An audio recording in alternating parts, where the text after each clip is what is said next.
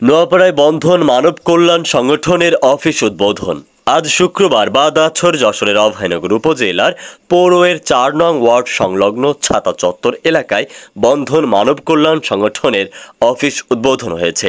সংগঠনের সাধারণ সম্পাদক মোহাম্মদ ফারুক হোসেনের সভাপতিত্বে উপস্থিত ছিলেন একই ওয়ার্ড নোয়াপাড়া বায়তুল হামদ জামে মসজিদের ইমাম মাওলানা মঈনুদ্দিন ও মিনিবাজার বায়তুল মামুর জামে মসজিদের ইমাম মুফতি আব্দুল্লাহ, বিশিষ্ট সমাজসেবক ইদ্রিস আলী মোল্লা, বিশিষ্ট ব্যবসায়ী ও সমাজসেবক মোহাম্মদ মাসুদ মল্লিক, বিশিষ্ট সমাজসেবক ও ব্যবসায়ী মোহাম্মদ শরীফুল ইসলাম, শেখ নূর মোহাম্মদ, মোহাম্মদ মঈজউদ্দিন, জাহিদ মোল্লা সহ স্থানীয় গণ্যমান্য ব্যক্তিবর্গ উপস্থিত থেকে দোয়া অনুষ্ঠানের মধ্য দিয়ে এই অরাজনৈতিক সামাজিক সংগঠনের অফিস উদ্বোধন করেন।